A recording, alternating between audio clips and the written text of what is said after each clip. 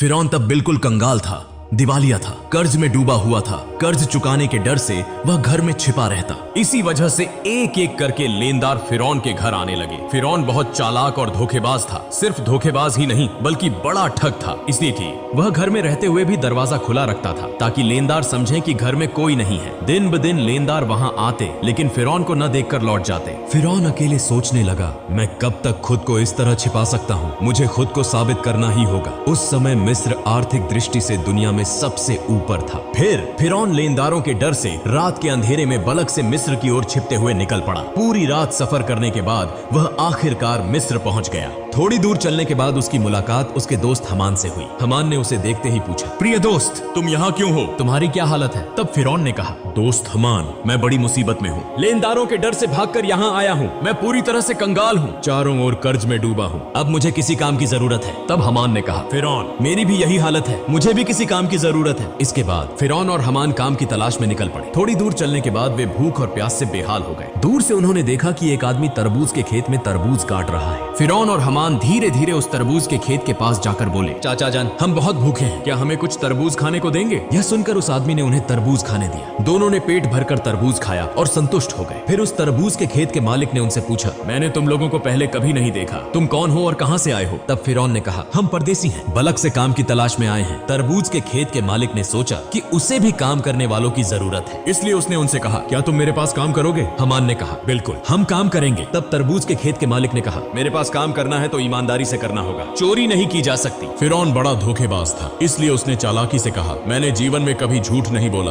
और चोरी तो दूर की बात है। इस तरह चालाकी से फिरौन और उसका दोस्त हमान तरबूज के खेत के मालिक का दिल जीतकर काम पर लग गए। अगले दिन से फिरौन और हमान तरबूज लेकर बाजार जाने लगे। बाजार में तरबूज ऊंचे दाम पर बेचते और मालिक को ज्यादा मुनाफा दिखाते। इस तरह उन्होंने और भी ज्यादा मालिक का दिल जीत लिया। काफी समय बीत गया। एक दिन फिरौन ने उस खेत के मालिक से कहा, चाचा जान, आप तरबूज पीस के हिसाब से हमें बेचें, इससे आपको और ज्यादा मुनाफा होगा। खेत के मालिक ने उसकी बात मान ली। इसके बाद फिरौन अगले दिन फिर बाजार में तरबूज बेचने ले गया। वह तरबूज पीस के हिसाब से खरीदता, कभी कभी कुछ तरबूज चोरी भी करता और बाजार में तरबूज को काटकर टुकड़ों में ऊंचे दाम पर बेचता। इस तरह चालाकी से फिरौन ने बहुत पैसा कमा लिया। एक रात फिरौन ने अपने दोस्त से कहा, हमान, अगर हम सिर्फ तरबूज बेचते रहे तो जिंदगी में कुछ नहीं कर पाएंगे, हमें कुछ और करना होगा। उस समय एक अद्भुत घटना घटी। मिस्र के बादशाह ने अपनी सेना के माध्यम से देश में एक घोषणा जारी की। सैनिक विभिन्न स्थानों पर जाकर कहने लगे, यह सूचित किया जाता है कि मिस्र के कब्रिस्तान में एक चौकीदार की आवश्यकता है। यदि कोई व्यक्ति इस नौकरी को करना चाहता है तो वह तुरंत मिस्र के बादशाह के दरबार में संपर्क करे। यह कहकर सैनिक वहां से चले गए। इस बात को प्रत्यक्ष और परोक्ष रूप से सुनने के बाद फिरौन ने अपने दोस्त हमान से कहा, हमान, चलो हम राज दरबार में चलते हैं। हमान ने कहा, मुझे लगता है कि यह संभव नहीं होगा। तब फिरौन ने कहा, इस काम को हाथ से जाने नहीं देना चाहिए, चलो एक बार कोशिश करते हैं। इसके बाद फिरौन और हमान बिना देरी किए मिस्र के राज दरबार में पहुंचे। मिस्र के बादशाह ने उनसे पूछा, तुम लोग कौन हो और क्या चाहते हो? तब फिरौन ने हाथ जोड़कर निवेदन किया, मैं एक मुसाफिर हूँ, परदेश से आया हूँ, मैं बहुत ही जरूरतमंद हूँ। मैंने सुना है कि आप कब्रिस्तान के चौकीदार की नियुक्ति करेंगे, कृपया मुझे यह नौकरी दे दे, मैं जीवन भर आपका आभारी रहूंगा। मिस्र के बादशाह ने फिरौन को देखकर मन ही मन सोचा, उसका शरीर मजबूत है और चेहरा भी अच्छा है, लगता है वह इस काम को कर पाएगा। यह सोचकर बादशाह ने फिरौन को कब्रिस्तान के चौकीदार की नौकरी पर नियुक्त कर दिया। अगले दिन से फिरौन मिस्र के कब्रिस्तान में चौकीदारी का काम करने लगा। दिन रात वह कब्रिस्तान के गेट पर खड़ा रहता। पास ही एक छोटे से कमरे में उसका दोस्त हमान और वह दोनों साथ रहते थे। एक रात कुछ लोग एक मृत शरीर को दफनाने के लिए आए, लेकिन फिरौन ने उन्हें रोक दिया। उसने उन्हें कब्रिस्तान में प्रवेश नहीं करने दिया। तब उन्होंने पूछा, मामला क्या है? आप हमें लाश दफनाने से क्यों रोक रहे हैं? दरअसल फिरौन बड़ा धोखेबाज और ठग था। उसने चालाकी से कहा, क्या आप नहीं जानते, मिस्र के बादशाह ने नया कानून बनाया है, अगर किसी को लाश दफनानी है तो उसे एक सोने का सिक्का देना होगा। उन लोगों ने फिरौन की बात पर विश्वास कर लिया और उसे एक सिक्का देकर लाश को दफना दिया। इस तरह यह खबर फैल गई कि लाश को दफनाने के लिए एक सोने का सिक्का देना जरूरी है। इसी तरह फिरौन धोखाधड़ी करके बहुत पैसा कमाने लगा। उस समय एक अजीब घटना घटी। मिस्र में अल्लाह का कहर शुरू हो गया। चारों ओर कॉलरा और चेचक की बीमारी से बड़ी संख्या में लोग मरने लगे। कुछ लोग लाश को दफनाने के लिए कब्रिस्तान आए। तब फिरौन ने और भी चालाकी से कहा, मिस्र के बादशाह ने नया कानून बनाया है, अगर कोई व्यक्ति कॉलरा या चेचक से मरता है तो उसे 2 सोने के सिक्के देकर ही इस कब्रिस्तान में दफनाया जाएगा। फिरौन ने धोखाधड़ी से सभी से सोने के सिक्के लेकर बहुत सारा पैसा कमा लिया। इस तरह पूरा साल बीत गया। इसके बाद फिरौन ने अपने दोस्त से कहा, हमान देखो, मैंने 2 बोरियां पैसे कमा लिए हैं, लेकिन अब ये पैसे हमें मिस्र के बादशाह के पास ले जाने होंगे। यह सुनकर हमान चौंक गया। उसने कहा, फिरौन क्या तुम्हारा दिमाग खराब हो गया है? तुमने पैसे कमाने के लिए इतनी मेहनत की, सबको धोखा दिया, और अब आखिर में ये पैसे बादशाह को देने जा रहे हो। फिरौन ने कहा, हमान धैर्य रखो, मेरी चालाकी धीरे धीरे सामने आएगी। इसके बाद बिना देर किए अगले दिन फिरौन और हमान 2 बोरियां सोने के सिक्कों की लेकर मिस्र के बादशाह के दरबार में पहुंच गए। मिस्र के बादशाह ने उनसे पूछा, क्या बात है, तुम लोग बोरियां लेकर राज दरबार में क्यों आए हो? तब फिरौन ने कहा, जहां पनाह, मैं 2 बोरियां सोने के सिक्कों के साथ आया हूँ। यह सुनकर बादशाह के मंत्री ने उन्हें डांटते हुए कहा, तुम्हारी हिम्मत कैसे हुई कि तुम मिस्र के बादशाह के सामने खड़े होकर पैसों का घमंड दिखाओ? तब मिस्र के बादशाह ने पूछा, इतने सारे सोने के सिक्के तुम्हें कहां से मिले और तुम इसे यहाँ क्यों लाए हो? तब फिरौन ने कहा, जहां पनाह, जो लोग मृत लाश को दफनाने आते थे उनसे मैं एक सोने का सिक्का लेता था। इसके अलावा इसमें मेरी तनख्वाह के पैसे भी शामिल हैं। मेरा असली मकसद यह है कि मिस्र में पिछले 2 साल से जो गरीब लोग कर नहीं चुका पाए, उनकी ओर से मैं ये सोने के सिक्के आपको दे रहा हूँ। कृपया उनकी कर माफी कर दीजिए। यह सुनकर वहाँ मौजूद सभी लोग हैरान रह गए। मिस्र के बादशाह उसके इस कार्य से प्रभावित हुए और उस पर विशेष ध्यान देने लगे। अगले दिन से पूरे मिस्र में यह खबर फैल गई कि एक कब्रिस्तान का चौकीदार ने मिस्र के गरीब लोगों का 2 साल का कर चुका दिया है। पूरे मिस्र के लोग कहने लगे, इतना अच्छा इंसान पूरे मिस्र में दूसरा कोई नहीं हो सकता। अगर यह व्यक्ति हमारे देश का बादशाह होता तो हम कितने सुखी होते। इसी तरह पहले मिस्र के बादशाह और फिर मिस्र के लोगों का दिल जीत लिया। इसके बाद काफी समय बीत गया। एक दिन मिस्र के बादशाह का वृद्धावस्था के कारण निधन हो गया। इसके बाद चारों तरफ चिंता फैल गई कि दूसरा रमेसेस मिस्र का बादशाह कौन होगा। कुछ दिनों बाद राज दरबार में एक आपातकालीन बैठक बुलाई गई। वहाँ मौजूद विद्वानों में से एक ने कहा, इस तरह मिस्र के बादशाह का सिंहासन खाली नहीं रखा जा सकता। मिस्र का अगला बादशाह कौन होगा, इस पर सब चर्चा करें। तब वहाँ मौजूद एक व्यक्ति ने कहा, हुजूर, हमें लगता है कि जो लड़का कब्रिस्तान का चौकीदार है यानी फिरौन, उसकी कद काठी और स्वभाव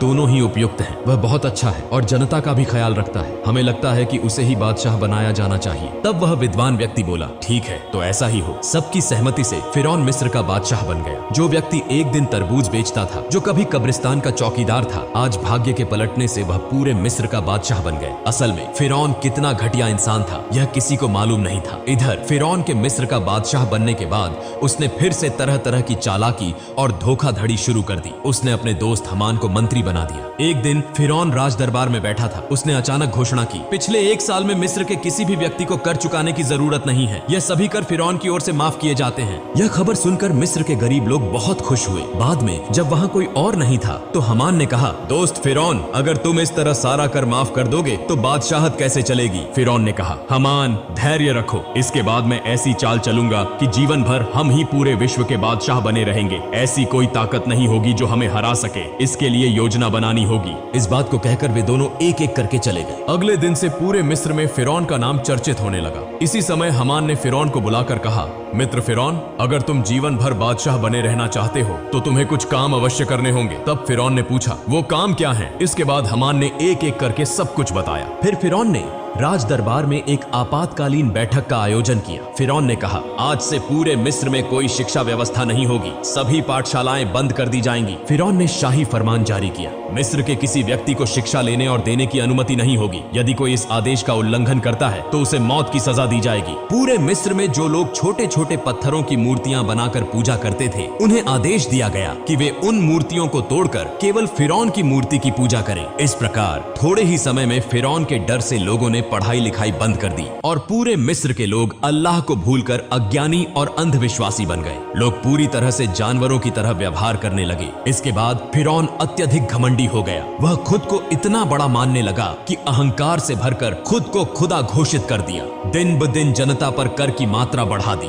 अन्याय और अत्याचार बढ़ने लगे। फिरौन ने पूरे मिस्र पर अकेले शासन करना शुरू कर दिया। ब्याज, रिश्वत, व्यभिचार और अनैतिकता की घटनाएं बढ़ने लगी। संक्षेप में फिरौन बनी इस्राएल के लोगों को अपमानित और अत्याचार करने लगा। सिर्फ आसिया को छोड़कर कोई भी फिरौन के अपमान और अत्याचार से बच नहीं पाता था, क्योंकि आसिया उस समय की सबसे सुंदर, गुणवान और धार्मिक महिला थी। इसीलिए कई साल बाद फिरौन ने आसिया को अपनी बीवी के रूप में स्वीकार किया। एक दिन आसिया अपने कक्ष में बैठी हुई थी। वह मन ही मन सोच रही थी, जिस तरह मेरे शौहर फिरौन देश की जनता पर अन्याय कर रहे हैं और खुद को खुदा कह रहे हैं, इससे वे न केवल अल्लाह के गुस्से के शिकार होंगे बल्कि पूरे देश को भी बर्बाद कर देंगे। उसी समय फिरौन उस कक्ष में प्रवेश करते हुए बोला, आसिया, तुम इतनी चिंतित क्यों दिख रही हो? तब आसिया ने कहा, प्रिय शौहर, आप यह तो जानते ही हैं कि यह धरती, चांद, सूरज, आसमान और जमीन सब कुछ महान अल्लाह ताला ने बनाया है। इसलिए चाहे इंसान कितनी भी शक्ति प्राप्त कर ले, वह एक छोटा सा कीट भी नहीं बना सकता। इंसान नश्वर है, एक दिन सबको इस दुनिया को छोड़कर जाना होगा। इसलिए आप खुद को खुदा कहना बंद करें और अल्लाह के रास्ते पर वापस लौट आएं। यह सुनते ही फिरौन बहुत गुस्से में आ गया और आसिया को डांटते हुए बोला, आसिया, अगर यह बात कोई और कहता तो मैं उसे मार डालता। जिस तरह सबने मुझे खुदा मान लिया है, तुम्हें भी मुझे खुदा मानना होगा, वरना तुम्हारा हाल भी उन्हीं की तरह होगा। यह कहकर फिरौन वहां से चला गया। उधर आसिया बहुत चिंतित हो गई। उनके पास कुछ भी करने का विकल्प नहीं था। उनकी आंखों से आंसू बहने लगे। इस तरह कई दिन बीत गए। फिर एक दिन फिरौन अपने कक्ष में आराम कर रहा था। आधी रात में उसने सपना देखा कि बनी इस्राएल की दिशा से एक विशाल आग का गोला आ रहा है जो पूरे मिस्र को जलाकर राख कर रहा है, लेकिन बनी इस्राएल के लोगों को कुछ भी नहीं हो रहा। यह स्वप्न देखकर फिरौन तुरंत जाग गया। फिरौन ने देर न करते हुए अगले दिन देश के विभिन्न हिस्सों से बड़े बड़े ज्योतिषियों को राज दरबार में बुलाया और अपने स्वप्न के बारे में बताया। फिरौन के इस स्वप्न का ताबीर करते हुए ज्योतिषियों में से एक ने कहा, जहांपना, आप नाराज न हो,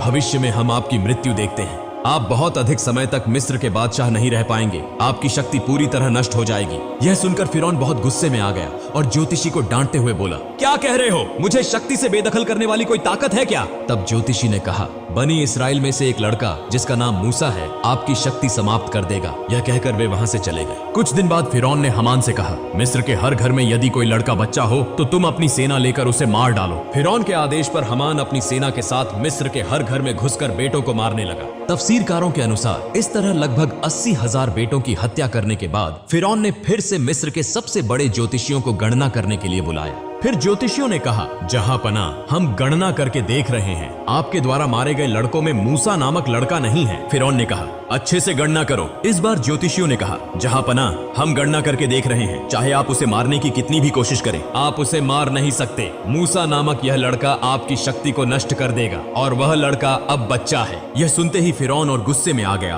और तुरंत आदेश दिया, तुम लोग हर घर में जाकर तलाशी लो, जहां भी मूसा होगा उसे मार डालो। यह खबर पूरे मिस्र में फैल गई। तब हजरत मूसा अलैहिस्सलाम की माँ बहुत चिंतित हो गई। वह सोचने लगी, अपने बच्चे मूसा को कैसे बचाया जाए। ठीक उसी समय उनकी बेटी मरियम नदी के किनारे बकरियां चरा रही थी। उसने देखा कि हमान और फिरौन की बहुत सी सेना उनके घर की ओर आ रही है। यह देखकर मरियम बहुत जल्दी अपने घर लौट आई और कहा, अम्मा जान, फिरौन की सेना हमारे घर की ओर आ रही है, मेरे भाई मूसा को तुम बचाओ। यह सुनकर हजरत मूसा अलैहिस्सलाम की माँ पूरी तरह चौंक गई। वह बिल्कुल भी नहीं समझ पा रही थी कि अब क्या किया जाए। इतने में फिरौन की सेना ने उनके घर को घेर लिया। ऐसे समय में अल्लाह रब्बुल आलमीन ने गैबी आवाज से कहा, हे मूसा की माँ, तुम देर न करो, अपने बेटे मूसा को जलते हुए चूल्हे में रखकर चली आओ। हजरत मूसा अलैहिस्सलाम की माँ ने देर न करते हुए अपने बच्चे मूसा को जलते हुए चूल्हे में रख दिया और तभी अचानक फिरौन की सेना घर में घुस आई। वे बोले, हमें खबर मिली है कि तुम्हारे घर में मूसा नामक बेटा है, जल्दी से उसे हमारे हवाले कर दो। तब हजरत मूसा की माँ ने कहा, देखो, यह तो मेरी बेटी है, यदि मेरे घर में मूसा है तो तुम लोग उसे ढूंढ कर देखो। फिर उसके बाद फिरौन की सेना घर के इधर उधर हर जगह तलाशी लेने लगी, लेकिन कहीं भी कुछ नहीं मिला।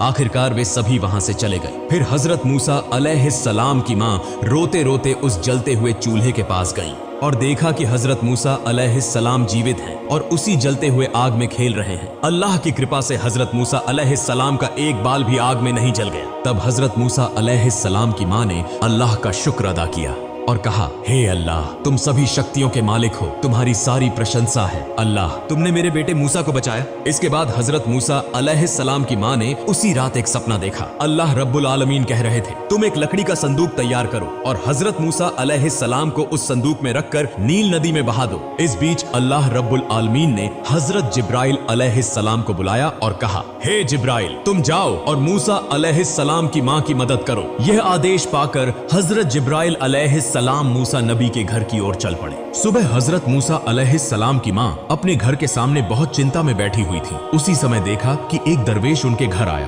फिर मूसा नबी की माँ ने कहा, आप कौन हैं? मुझे तो आप पहचान में नहीं आ रहे। तब वह व्यक्ति अपना परिचय छुपाते हुए बोला, मैं एक बढ़ई हूँ, क्या आपको कोई लकड़ी का सामान बनवाना है? तत्क्षण मूसा नबी की माँ बोली, बिल्कुल, मुझे एक लकड़ी का संदूक बनवाना है। और इस तरह अल्लाह ताला ने उस दिन जिब्राइल अलैहिस्सलाम के माध्यम से मूसा अलैहिस्सलाम की माँ को संदूक बनाने में मदद की। फिर मूसा अलैहिस्सलाम को नील नदी में बहा दिया। अल्लाह की क्या कुदरत! नील नदी का प्रभाव जिस दिशा में बहता है, हजरत मूसा अलैहिस्सलाम का लकड़ी का संदूक उसके विपरीत दिशा में बहता रहा। इस तरह बहते बहते हजरत मूसा अलैहिस्सलाम का लकड़ी का संदूक फिरौन के राज दरबार के पास पहुंच गया। वहां फिरौन और उसकी पत्नी माँ आसिया और अन्य दासियां मौजूद थीं। जैसे ही उन्होंने संदूक देखा, माँ आसिया तुरंत आगे बढ़ी। माँ आसिया ने संदूक खोला और देखा कि उसमें एक सुंदर बच्चा पड़ा है। उसके मस्तक पर जैसे नूर का उजाला चमक रहा हो। इतना सुंदर बच्चा उन्होंने कभी नहीं देखा था। इसलिए बिना देर किए माँ आसिया ने मूसा अलैहिस्सलाम को अपनी गोदी में उठा लिया और फिरौन के पास जाकर बोली, देखिए कितना सुंदर बच्चा, इस बच्चे को मैं पालूंगी। यह सुनकर फिरौन ने कहा, नहीं, यह बच्चा शायद हमारा दुश्मन होगा। यह जरूर बनी इसराइल में से कोई बच्चा होगा, इसे मैं मार डालूंगा। तब माँ आसिया ने कहा, क्या कह रहे हैं? अगर यह बनी इसराइल का कोई बच्चा होता तो यह नदी के बहाव में उलटी दिशा में कैसे आया? इसे तो उस दिशा में जाना चाहिए था। यह तर्क सुनकर फिरौन ने कुछ नहीं कहा, बस इतना कहा, ठीक है, तुम इस बच्चे को पाल सकती हो। फिर माँ आसिया हजरत मूसा अलैहिस्सलाम को लेकर राज दरबार में प्रवेश कर गई। जब फिरौन ने मूसा अलैहिस्सलाम को अपनी गोदी में उठाया और उसे अपने बेटे की तरह प्यार करने के लिए, चूमने के लिए आगे बढ़े, उसी समय हजरत जिब्राइल अलैहिस्सलाम ने अल्लाह के आदेश पर उस छोटे से बच्चे के हाथ से इतनी जोर से फिरौन को थप्पड़ मारा कि राज दरबार कांप उठा। ऐसा लगा जैसे भूकंप शुरू हो गया हो। तब फिरौन के मन में संदेह उत्पन्न हुआ। वह मन ही मन सोचने लगे, यह बच्चा निश्चित रूप से सामान्य बच्चा नहीं है, इसे परखना होगा। फिर फिरौन ने एक व्यक्ति से कहा, जाओ थोड़ा सा सोना लाओ और उसके साथ आग भी ले आओ, इस बच्चे को परखते हैं। यह सुनकर वहां उपस्थित सभी लोग हैरान रह गए। जब वह व्यक्ति सोना और आग लेकर आया, उसी समय अल्लाह रब्बुल आलमीन ने हजरत जिब्राइल अलैहिस्सलाम के माध्यम से हजरत मूसा अलैहिस्सलाम का हाथ आग की ओर घुमा दिया और हजरत मूसा अलैहिस्सलाम चीखते हुए रोने लगे। तब माँ आसिया बोली, आप जैसे कठोर हृदय और निर्दयी इस दुनिया में और कोई नहीं होगा। इस छोटे से बच्चे को क्या आग और सोने का कोई अंतर पता है? इसके बाद फिरौन के मन का संदेह दूर हो गया और इस प्रकार हजरत मूसा अलैहिस्सलाम फिरौन के घर में ही बड़े होने लगे। प्रिय दर्शक, आज का वीडियो यहीं समाप्त होता है। अगर आपको अगले पार्ट सुनना है तो कमेंट कीजिए। अस्सलामु अलैकुम। सभी लोग खुश रहें।